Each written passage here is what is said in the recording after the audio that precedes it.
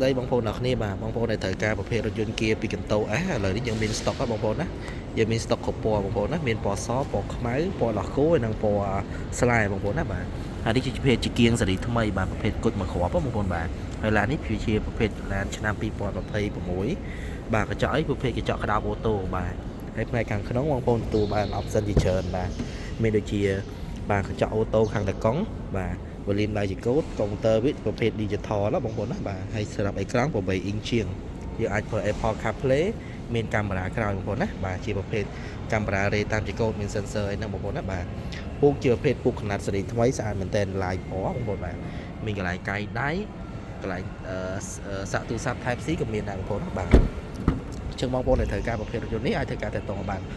ទិញឥឡូវនេះពួកយើងធានាជូនបងប្អូនរយៈពេល5ឆ្នាំបងប្អូនណាហើយនឹងថែមប្រេងម៉ាស៊ីនរយៈពេល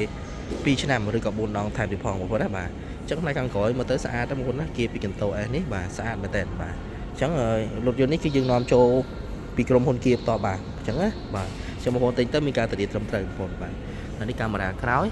នេះ sensor ចំនួន3គ្រាប់ចំនួនក្នុងការចូលចតបាទផ្នែកខាងក្រោយយើងដាក់អីវ៉ាន់បានសមរម្យបងប្អូនណាដាក់អីវ៉ាន់បានច្រើនបាទមិនតូចទេ